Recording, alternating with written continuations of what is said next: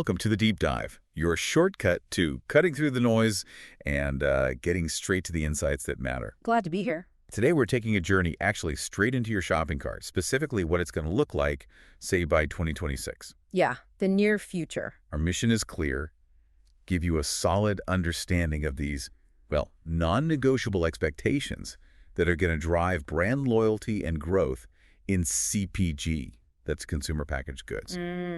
We really want you to walk away from this deep dive feeling well-informed and, let's be honest, maybe a little bit ahead of the curve. Definitely. So ready for a sneak peek into the future of what you buy? What if the products you pick up are just, a small part of what you're really after? It's absolutely true. By 2026, the whole landscape shifts. We're moving beyond just simple transactions. Right. It's a place where consumers aren't just buying products anymore. They're buying experiences, they're buying trust, demanding personalization, and they're really invested in wellness. So these aren't just buzzwords then? No, not at all. The report we're looking at highlights them as the new currency of growth. These are the non-negotiable values brands must embody. And honestly, we're already seeing the impact in the numbers. Okay, give us some of those numbers. What's really standing out here? What's surprising? Well, for starters, a massive 73% of consumers now say customer experience CX directly drives their purchase decisions. 73%. Yeah. And the companies leading in CX, they're actually growing revenues 80% faster than their peers. Wow. That's not just a small gain, it's a huge competitive advantage. 80% faster revenue growth. Yeah. Just from focusing on the experience. That doesn't sound like a differentiator anymore. That sounds, well, make or break for survival. It really is. What's the biggest strategic hurdle you see for brands trying to actually get there to achieve that kind of CX leadership? That's a great question. The biggest hurdle, often it's a fundamental mindset shift. So many brands are still product-centric. Right, focused on the thing itself. Exactly, but this data shows they need to become experience-centric. It means rethink, well, everything. From discovery to post-purchase support, all through the lens of the customer's journey, not just the product features. Okay. And it's not just the experience. Transparency, for instance, now commands a premium. There was this fascinating Swiss study. It found higher animal welfare scores can deliver like a 16.4% price uplift. So 16% more. Yeah, especially in categories like dairy and eggs, people are genuinely willing to pay more for that proof of ethical practices. So it's not just a nice to have for the brand image. It actually hits the bottom line. Tangible value. Absolutely. And what about personalization? What are we seeing there? Personalization is critical now. A striking 76% of consumers. They're willing to switch brands if they feel misunderstood. 76%. That's almost everyone. It's a huge majority. That stat alone tells you why AI-driven personalization is moving so fast from being, a novelty to an absolute necessity. If you're not speaking to your consumers' individual needs, you're really at risk. And then there's the wellness part. Demand for protein, for example, jumped from 59% of consumers in 2022 to 71% in 2024. Big jump. Huge. And beyond that, we're seeing these interesting intersections, like functional flavors, think brown sugar, adaptogens that are fusing indulgence with real wellness benefits. These aren't just fleeting trends. They're deep shifts in what people value. Okay, that gives us the fantastic overview of the landscape. Yeah. Let's really unpack these four non-negotiables then, the ones reshaping everything, starting with that massive shift. It's all about the experience over just the product. Right. And what's truly fascinating here is that products themselves, well, they can be copied. Sure. Any competitor can reverse engineer a formula or a design. But an experience, that's incredibly hard to replicate authentically. Brands that win in 2026 will be the ones designing these compelling, memorable experiences that just resonate emotionally. The report really hammers this home. And it really makes sense when you stop and think about it. Like, when you buy your favorite coffee brand, you're not just buying hot liquid, you're often buying that morning ritual, right? That moment of calm before the day gets crazy. Exactly. Or maybe with a specific soap, you're not just buying something to get clean, but maybe it's the reassurance of the natural ingredients or that scent that makes you feel a bit pampered. It's the feeling, not just the item. Precisely. And this is where that CATSIGHT framework from the report comes in. It helps brands dig deeper than just the obvious features to find the true aim, The true aim. Yeah, the deeper psychological need or desire behind why a consumer chooses that product.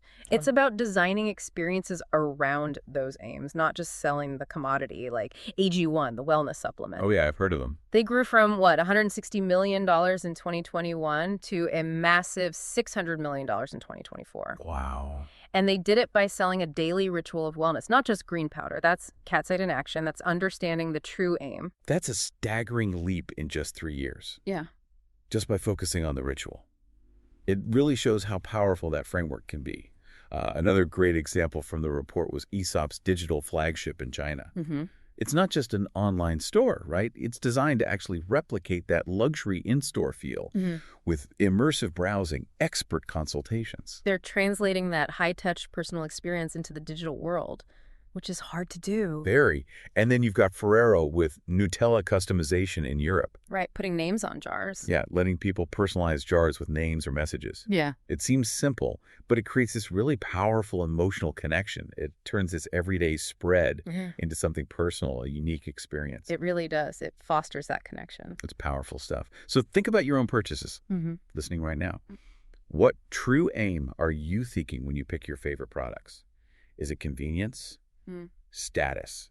That feeling of well-being. It's often much deeper than just the item itself. Now, as brands build those deeper emotional connections through experience, they're finding trust is just absolutely crucial. Which brings us nicely to our next non-negotiable, transparency. This is where it gets really interesting. Indeed. Transparency isn't just about, good corporate citizenship anymore. It's a trust multiplier. And like we said, trust is the new currency. By 2026, consumers just won't accept vague marketing claims. No more hand-waving. Exactly. They expect real-time proof. Where do ingredients come from? Are practices ethical? Sustainable? The report highlights that a striking 80% of consumers actively want to know these details. 80% is huge. It means brands just can't hide behind a pretty label anymore. And you mentioned that Swiss study earlier about the price premium. Yeah, that 16.4% uplift. Which really underlines the tangible value of being transparent. It's not just about perception. It absolutely does. And remember, in categories like eggs and dairy, that premium jumps even higher to 25%. This shows transparency isn't just good PR, it creates real financial value. Right. But the deeper insight here, I think, isn't just that consumers want it, but that they're acting like digital auditors now. Digital auditors. Explain that. Well, a single supply chain mistake, or even just seeming like you're not being open, that can unravel years of brand trust faster than ever before because information spreads so quickly online. This ties into the report's QC2 framework, quantum customer centricity. QC2? Yeah, it emphasizes integrating consumer insights, capabilities, processes into a real-time system so you can actually address these evolving expectations like the demand for proof almost instantly. That's a critical distinction consumers as digital auditors. So if you're a brand, you need to know what transparency matters most to your specific customers and be ready to prove it constantly. Exactly. And we're seeing brands really lean into this. Ben & Jerry's, for instance, they openly share their ingredient sourcing data. That builds undeniable ethical credibility. Yeah, they're known for that. Precisely. And Garnier's Green Beauty reports publicly track their progress on packaging, sourcing, sustainability overall. It's not just setting goals, it's showing the work, providing that real-time proof people want. Right, holding themselves accountable. Then there's Danone's Evian. They're not just aiming for carbon neutral, they're striving for a positive environmental impact, moving beyond just offsetting to actually contributing to regeneration. That's really forward-thinking. Okay, for you, the listener, how much do you value knowing the story behind your products? Would you pay more for a brand that openly shares its ethical practices? It's a question becoming more and more relevant, isn't it? Definitely. So what does all this mean for you as a consumer? Well, it means you're not just a number anymore, which leads to the next non-negotiable. Personalization at scale. Generic is officially over. We heard earlier that 76% of consumers will just switch brands if they feel misunderstood. Yeah, that was a powerful number. It really is. By 2026, AI personalization in CPG. It's going to shift from being something innovative, a novelty, to an absolute necessity for survival, for growth. This isn't just, sticking your first name in an email. No, it's much deeper. Much deeper. It's about anticipating your needs. That's a huge shift. So not just putting my name on a Coke bottle, but a brand, understanding my preferences, maybe even before I consciously realize them myself. Yeah. How do they even start to do that effectively? It's all about moving beyond those broad demographics like age or location to understanding actual usage patterns. How you actually use the product. Exactly. That CATSIGHT framework helps, again here, by letting brands build real intimacy. It's about knowing when and how you consume, not just what you tick in a survey.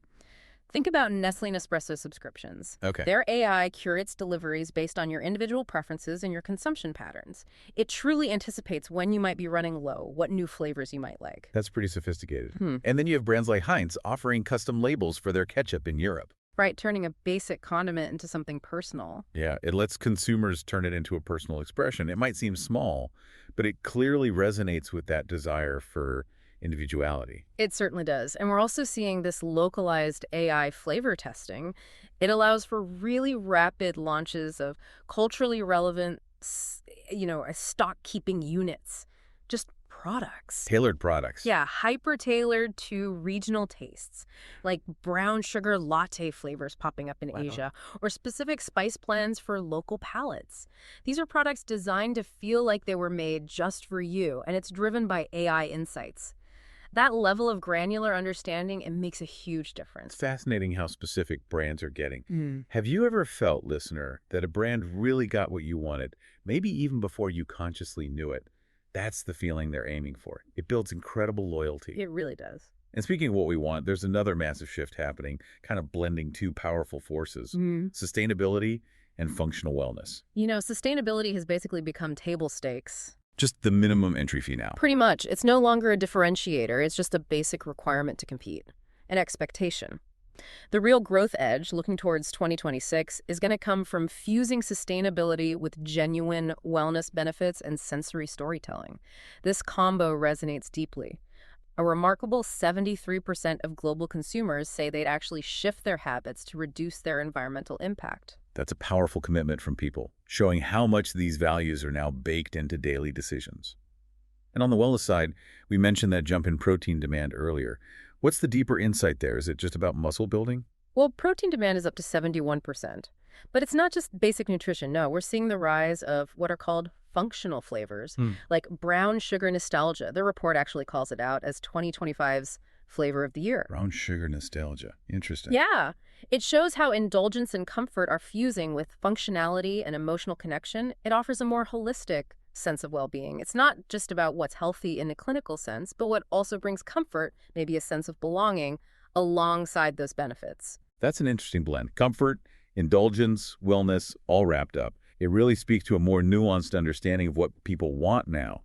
And brands are clearly responding. L'Oreal, for instance, their For the Future initiative. Big goals there. Yeah, aiming to cut emissions by 50%, make packaging 100% recyclable by 2025. Those are concrete, measurable commitments. But they are. And Unilever's Dove brand, introducing plastic-free soap. That's a fantastic packaging innovation that directly hits those consumer values about waste reduction. Right, aligns perfectly. Then there's Nestlé's plant-based Maggi. It meets that rising demand for plant-based options, but crucially, it retains cultural relevance in its markets. These brands aren't just talking about these values, they're genuinely walking the talk, building them into their core products. So for you, the listener, how do your daily choices reflect both that desire for well-being and environmental care? Are you actively seeking out these combined attributes? Or has it just become part of your default decision-making? It's definitely becoming a key factor in where we spend our money. For sure. Now, let's connect all these dots. Because the report isn't just identifying trends. It also outlines a clear strategic playbook for brands. We've talked about how companies like AG1, Aesop, Ben & Jerry's are already living these non-negotiables. The report mentions strategic frameworks like QC2, quantum customer centricity, and CATSIGHT. Right. And these help brands get there by moving from just guessing what consumers want to really understanding what problems they can uniquely solve. All grounded in what the report calls human truth. Exactly. And these aren't just, corporate buzzwords, they're operational frameworks. QC2 integrates insights, capabilities, purpose, processes, all into a real-time system. It fundamentally shifts the brand's focus from what do consumers want to what consumer problem can we, this brand, uniquely solve better than anyone else. Okay, so it's a different question. A completely different question. It means a constant feedback loop, not just some yearly strategy review. And CATSIGHT, as we touched on, ensures every single initiative is anchored in consumer reality. It drills down into the category, the consumer's true aim, the specific target audience, their lived experience, all to find that undeniable human truth. This deep understanding, combining the what from sales data with the why from qualitative consumer stories, it reveals not just what people do, but why they do it. And that why, that's the foundation for truly authentic, lasting brand relationships. That's powerful, getting to the why. It sounds like it moves brands from being reactive, just chasing trends, to being truly proactive. Precisely. And we're seeing global examples of this working. P&G's Tide Pods, for instance. They reformulated to use less water, biodegradable ingredients, addressing environmental concerns without sacrificing the cleaning power people expect. Right, hitting both needs. And Danone's Avian bottles, pushing beyond just neutral towards positive impact, that reflects a much deeper commitment to the planet than just, ticking a sustainability box. It shows leadership. It does. No. And Nestlé's plant-based Maggi isn't just a new product line, it's a strategic move. It reinforces loyalty with existing customers while opening doors to entirely new markets by tapping into those evolving dietary preferences. These brands aren't just reacting, they're proactively shaping the future of consumption. So to recap our deep dive today, by 2026, the future of CPG, the stuff in your shopping cart, it's going to be defined by 4 non-negotiable expectations. Designing for a memorable experience, building transparency as a real trust multiplier, Crucial. delivering personalization at scale, Absolutely. and finally fusing sustainability with functional wellness. Sure. These aren't just separate trends, they're all interconnected demands that are totally redefining consumer value. And here's the kicker, the final thought maybe. By 2026, these values, they're not going to be differentiators anymore. They're the absolute baseline, the starting point. Just to play the game. Exactly. And for consumers, for you, this signifies a really profound shift in power. So as you engage with brands, as you make your choices day to day, maybe consider this. Are you actively shaping these expectations with your preferences and demands, or are you simply being shaped by the market? Interesting question. A lot to think about as you walk down the aisle next time. Thank you so much for joining us on the Deep Dive. My pleasure. We hope this has given you a clearer, more insightful picture of the future of your shopping cart. Until next time.